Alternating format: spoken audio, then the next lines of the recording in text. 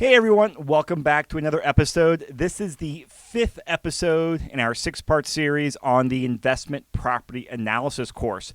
So this episode builds upon the previous episode of tapping into equity of your primary residence in order to pull it out to go out there and invest in rental properties. So if you did not listen or watch or read that one, make sure you do before jumping into this episode. So a quick recap there is that this is real life people that live in Denver and some real scenarios and real numbers that we're discussing and running. I've just kept all the information generic because a lot of other people are in a very similar situation to them. So that previous scenario, or that previous post, I should say, we discussed how to pull out the equity. Should they sell to maximize the amount of equity they're pulling out? Should they refinance it, or should they keep it as a rental? So they reviewed all the results. We hopped on a call. We discussed it. We thought about it. We had another follow-up phone call, and we made some tweaks. And this is a pretty normal process to go through when you're creating the long-term investing strategy or your real estate financial plan, is that you can't just sit down for 20 minutes, plug numbers in a spreadsheet, and then boom, you got your plan there. It's definitely that typical process of, hey, get some ideas down, let's think about it, walk through it, marinate on it, and just adjust a few times. So we did that, and now we are in part 2 of it, and here are the updates that we did to the real estate financial plan. So after reviewing the first model, their preference is to stay in their current house and to not move. So the difference between the numbers as far as like long-term rental cash flow to help them achieve their $5,000 and $10,000 a month numbers, the hassle of moving and all that was not worth the difference on there. So this is just balancing their investment goals with their quality of life as a family. So they've decided to stay put in their home. But they will refinance their property in order to pull out equity to go out there and invest in properties. So for these updated scenarios that we're about to go through, here are the updates we did. I'm actually going to use a lower cap rate rental property. So this will give us more conservative numbers. So this means it's going to be a more expensive property for the rentals than what we were running in the previous property. So going back, I can't remember if I gave a cap rate in the previous property, but the rentals we were buying were at a 6.3 cap rate. In this model, there'll be a 5.8 cap rate. So that's a total, half a point cap rate down. Now, can we go out there and find a 5.8 cap rate today in Denver? Yes, no problem. Can we go out there today and find a 6.3 cap rate in Denver? Yes, no problem. But we wanted to run a little bit more conservative. And they're also bouncing an idea around of maybe buying a small multi-unit with this initial chunk of cash they have. So rather than buying, 3 or 4 individual properties, they may just buy one property. And as you probably know, multifamilies are seeing lower cap rates in Denver than condos and townhomes are. So I wanted to lower the cap rate just to give us a little bit, be more conservative. And, 2, 3, 4, 5 years out, cap rates may be getting compressed. And just so you guys know, when I run those cap rate numbers, I think they are fairly accurate and pretty conservative. I'm not using, 0% vacancy, 0% repairs and maintenance. We're using kind of the market averages right now and industry standards. So I'm not juicing them to try to make them look really good. And plus, these also include the property management fee. These clients, like many of my clients, they want to hire a property manager because they are busy with their jobs, their businesses, their family, and they want to hire a professional to handle the day-to-day stuff for their property. So these are, I would say, pretty conservative numbers here. And if you are looking to self-manage or even maximize cash flow, you can definitely find higher cap rate properties. But this will give you a good comparison here. And it'll be interesting to see how much does a half a point in cap rate impact a long-term investing plan.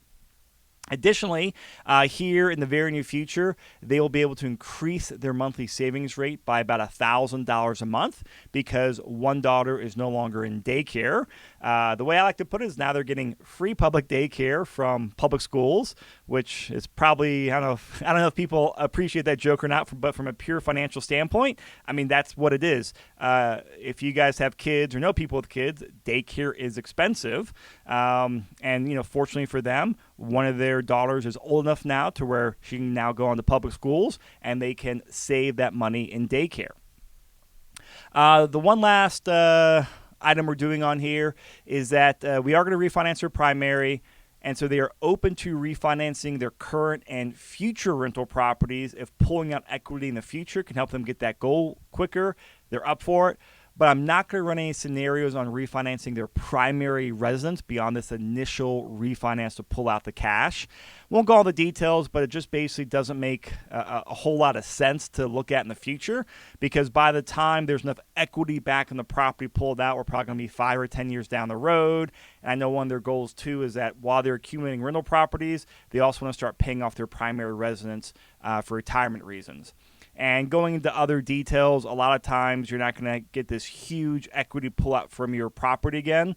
Of course, you can keep an open mind to it, keep it on your list to look at, but we'll not be running those models or those scenarios in this model today. All right, so going back to our starting assumptions and then walking you through the 4 scenarios that we will be running. Their total starting cash remains the same from the previous episode, about $166,000. And remember, this is coming, about $111,000 of it is coming from their 75% cash out refinance. And then also from the $55,000 they have saved up just from their current capital and their personal savings rate. Now, in the previous episode, they were going to have about a $1,900 a month savings rate. Now that's going to be $2,900 a month, because they'll be saving about $900 a month from the difference on their old mortgage of 15 years to now their new mortgage of 30 years on their primary residence. They're already able to save $1,000 a month for real estate investing, and now with the daycare savings, it's another $1,000 on top of it. So here are the 4 scenarios we're going to discuss. The first one is basically the winner from the previous scenario, and that was one titled Refinance Primary and Buy 10 Rental Properties. And the model we ran on there was they refinanced their primary, they use all their starting cash to go buy the 10 rental properties, and they're buying them at the higher cap rate of that 6.3 cap rate with that $1,900 a month in savings. So all I've done this scenario is renamed it to scenario number 1, refi primary, buy 10 rentals with a $1,900 a month savings rate and 6.3 cap rate rentals. So reading these titles will get confusing. That's why I numbered them scenarios 1, 2, 3, and 4 to hopefully make it a little bit less confusing while you're listening to this. But that is basically the exact same scenario from the previous one. I put it in here just for comparison purposes. The second scenario is the exact same thing as the previous. We're keeping the higher cap rate rental properties, but all I'm doing here is increasing the monthly savings rate from $1,900 to $2,900 a month. And I did this because I wanted to see, I was just curious myself, hey, if we're keeping the rental properties the same, as far as like the metrics on there at a 6.3 cap rate, if they're able to save $1,000 more a month, how do those two compare to each other on just that monthly savings rate? Number 3 is now taking in the same concept, refinance your primary, buy 10 rental properties, but the 2 adjustments are the increased savings rate from $1,900 to $2,900, and now a decreased cap rate. We're going from that 6.3 cap to a 5.8 cap to run a more conservative model. Now, the 4th scenario is where we are going with that increased savings rate of $2,900 a month, a 5.8 cap, so that lower conservative cap rate. But now I programmed the real estate financial planning software to go in there and refinance rental properties when there's enough equity in there, so they can go out there and buy the next property. So let me walk you through the logic on this one because it's a little bit confusing. So the overall logic for all these models says basically we are going to take the starting capital we have of that 166. We're going to take the monthly cash flow from our personal savings rate and the cash flow from the property. And every time there's enough money in that bank account to go use as the next down payment plus all the closing costs to buy the next rental property, we will do that. Now, a couple more details in there. All these numbers are going up with inflation or the metrics we put in there for the property. So our appreciation, rental assumption, inflation rates. So every month, those prices are going up and the software takes all that into account. Plus, I'm requiring it to leave a minimum of $25,000 in today's dollars in the account as just a buffer, and to make sure that we don't get anywhere close to zero on the account, as just a little bit of buffer of emergency fund or unexpected expenses fund. Because if you've heard me in the past, I'm a big proponent on cash on hand to help with that. So all the scenarios follow that logic. Now, this fourth scenario where we are potentially refining the rental properties, it's going to look at after we start buying properties, and maybe there's $30,000 saved up in the current investing account, but then says, oh, there's 3 other rental properties over here that have $20,000, $30,000, $40,000 in equity. Oh, if we take the current cash on hand and then pull out equity from these rental properties, will the cash on hand plus the refinance cash proceeds from the refinances be enough for a down payment and closing cost on the next rental property? If yes, let's go forward and refinance those rentals so we can pull out the money and go buy the next property. So this goes back to what we've been talking about the last few episodes, where we have equity trapped in the property, and as your real estate piggy bank, let's pull that out and see how that impacts us in accumulating properties, and also what it does to the cash flow. Now, when I ran those rental refinances, I assumed a 2.5 point closing cost for the refinance. So that basically means 2.5% of the loan balance as far as closing cost. And people might say that's high, some people might not. I went on the higher side because the majority of people right now that are refinancing rental properties are actually, buying the points down to get a better interest rate. So I went a little bit higher, assuming that we're going to do some point buy down. So I'll discuss more of this as we go on. But that's the number I used in there. And if I want to be more conservative, I've probably put in there, a 0.5 or 1 point if you want to do 0 point buy down on there. So hopefully I didn't lose you on there.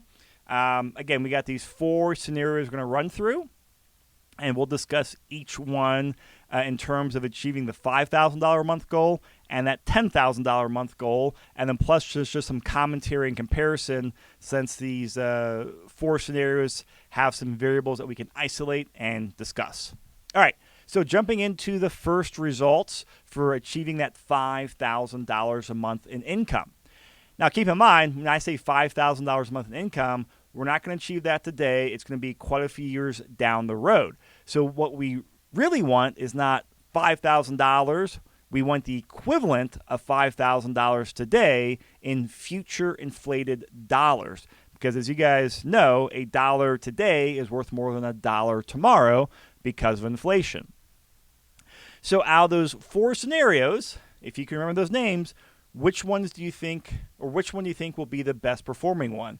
Scenario 1, which is a winner from last one, the $1,900 a month savings rate and at a 6.3 cap rental. Scenario 2, with the increased savings rate and the same 6.3 cap rentals. Scenario 3, the higher savings rate and the lower cap rate rentals. Or scenario 4, the higher savings rate, the lower cap rate, and plus refinancing future rental properties. So the scenario that gets us to the goal first is actually scenario number 2, which is the increased savings rate and buying the better cash flowing rental properties at the higher cap rate. So that will take 6.4 years, and that'll be about $6,100 in the future to give us $5,000 today.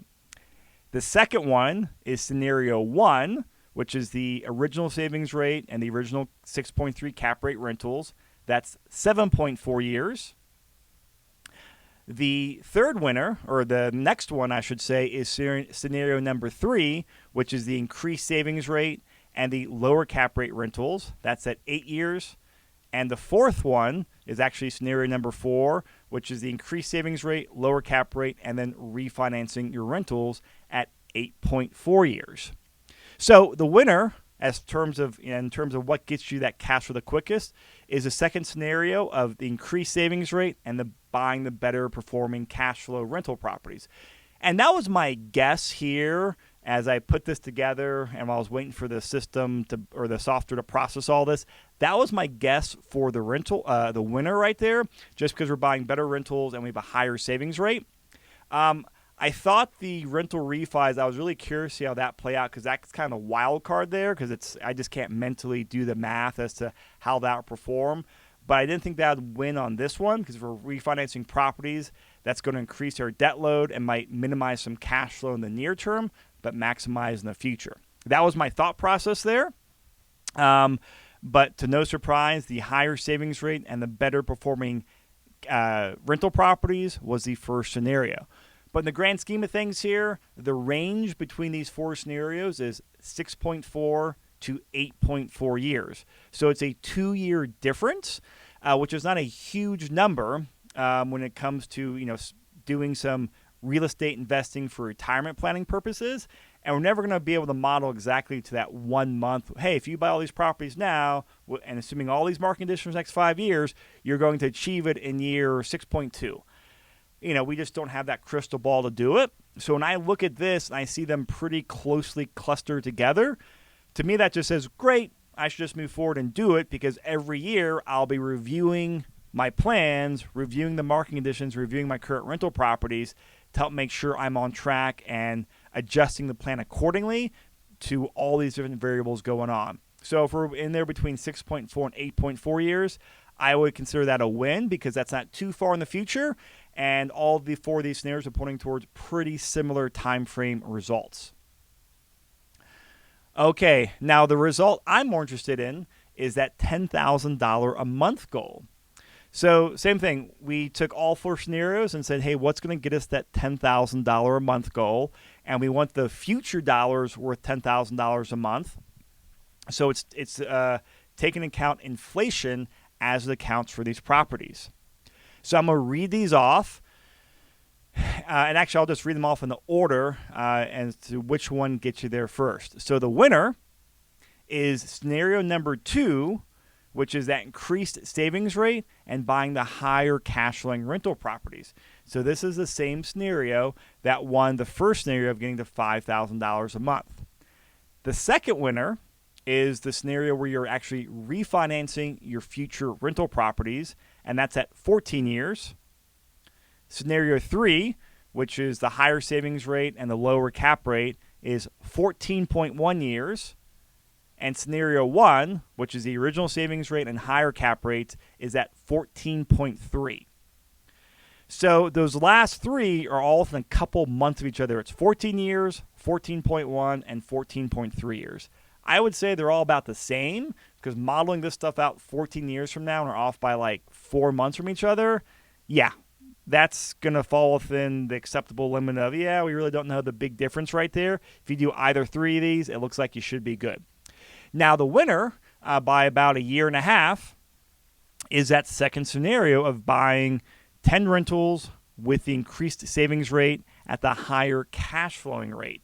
So my expectation for this $10,000 a month goal was going to be either scenario number 2 with a higher savings rate and better cap rate properties, or scenario 4, which is the higher savings rate, lower cap rates, but refinancing future rental properties. In my mind, I was basically, it's going to be a coin toss as far as what I could guess as to which one will be the winner. And it's going to be that second one, according to the software, that's going to go out there and get you there the fastest.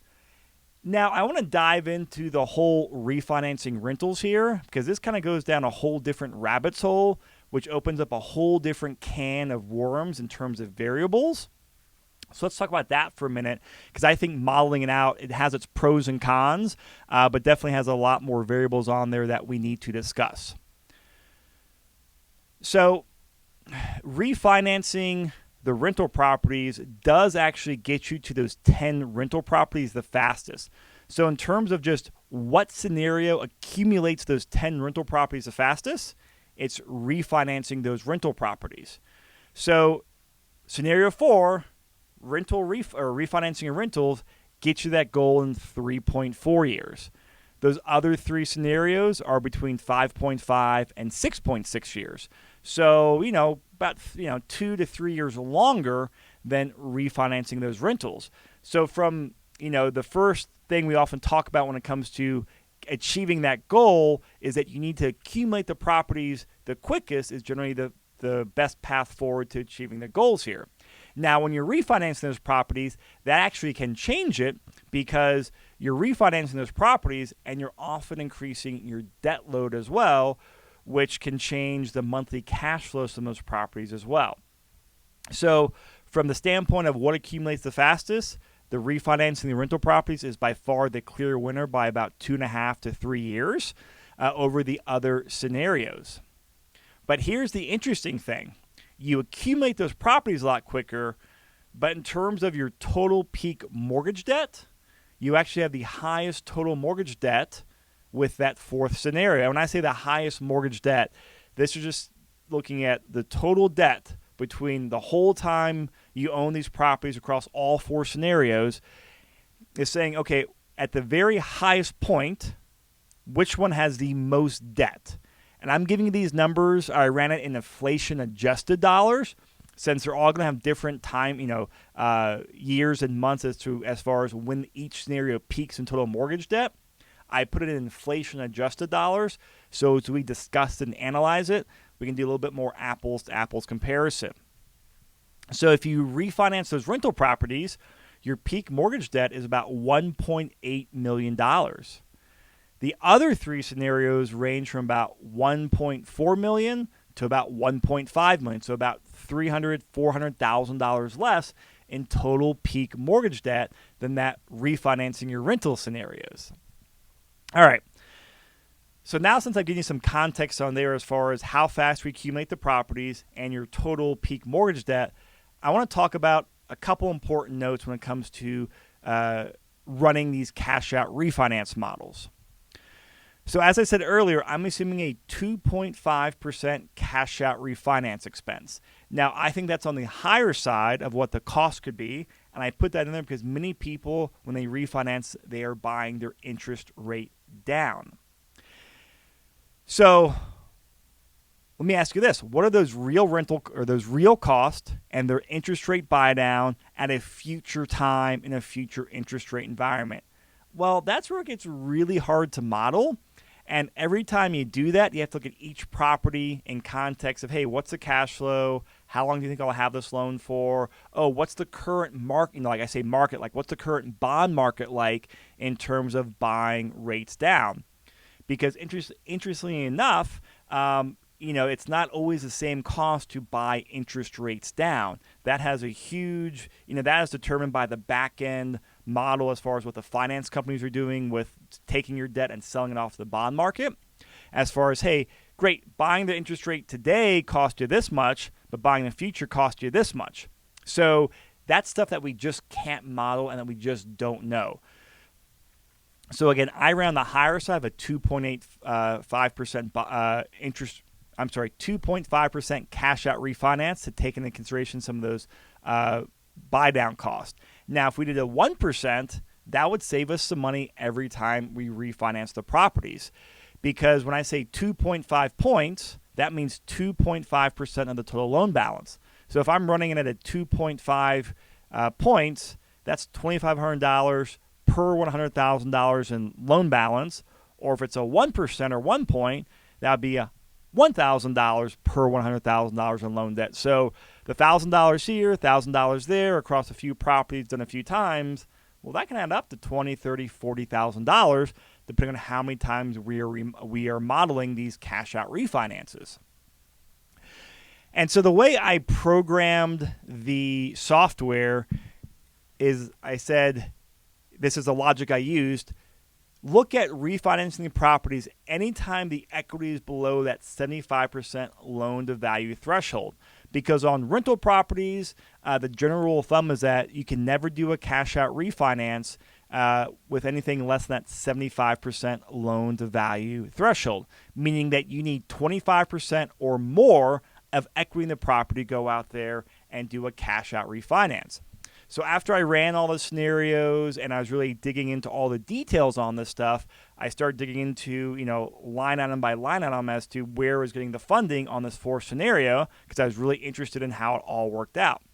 So an interesting thing I saw was that a few times it refinanced 5 rental properties where each property had $10,000 or less in available equity, so it could pull out, $30,000 or $40,000 to go out there and buy the next rental property. So in real life, doing cash out refinances when there's so little cash or so little equity pull out on a rental property, a lot of times it doesn't make sense to do it in terms of the time hassle and the expense or do. Because every time we do a refinance, you have to go out there and hire an appraiser, fill out a bunch of paperwork, redo closing costs, and all that takes time and money. And from my experience and working with a lot of clients on here, to pull out $10,000, basically the juice isn't worth the squeeze, to use a very basic metaphor. But the way the software logic was programmed in there, anytime there was enough equity, and looking at all the equity costs, a few rental properties, it would pull it out. So there's even one time where there was like 6,000, 7,000, 5,000, 4,000, 8,000 across 5 or 6 rental properties, and it refinanced all those to pull out a little bit of money to go out there and buy the next rental property. And I'll say this is one of those limitations in the software, and probably actually more as me using the software, because I am by no means an expert on there. But this is just one of those things that you have to keep in mind as you run models, is that it gets really difficult to program all this logic to handle every scenario 5, 6, 10 years down the road. And that was where I saw in this model, I was like, now in real life, we probably won't be doing it just because it's not worth it. But hey, if there's a couple times where there's a big equity build in there, that's what we would run through what we talked about in the third module on return on equity. Let's plug it in there to see if it makes sense to keep it as is, to refinance, or to sell and 1031 into more properties. All right, so to kind of wrap these notes up here, give you a few concluding bullet points on here. Actually, going back to the cash out refinance, the points I just discussed, does that mean you should not do a cash out refinance? No, it doesn't. As I kind of just said, that's the partly limitation of just modeling it, the software, and probably more about just my ability on using the software. But the punchline here for me is that you cannot blindly follow models. But seeing how fast we were able to accumulate those 10 properties, it just reinforces what we've talked about in some previous episodes, that every single year you should be reviewing each property and the amount of equity you have in each property to identify those equity opportunity costs to see if, hey, you're going to keep it as is, let it ride out for 1 year longer. Are you going to refinance it, or are you going to sell it to go up there and trade up into more or bigger rental properties? Now, kind of taking a step back from the overall picture here, there is not a huge difference in timing in terms of achieving those goals of $5,000 a month or $10,000 a month. So plugging the models here, I'd say it's kind of like the point of diminishing returns, that we can run all these little detailed scenarios. But the fact is that they're starting out with a big chunk of cash from their cash out refinance, $166,000. They have a really good monthly savings rate of $2,900 a month. And those two things are going to be the most important factors in them accumulating their properties. And then trying to model out how things look in years 5, 6, and 7 are really hard to do, because everything will change every year. And that's why reviewing everything, sitting down with me every year to review numbers, that's where it makes sense, so we can always adapt our plan to what the market is doing. But bottom line is that initial starting capital is a big reason we're seeing success in 5 to 15 years in achieving these models. To use a metaphor, I'm pretty sure most people out there have read those, Money Magazine or Ford Magazine articles where it talks about using a 401k or an IRA for traditional retirement planning using the stock market and bonds. And it runs those models of saying, hey, if you're in your 20s and you put $10,000 a year in your 20s, you'll have this much by the time you're 35.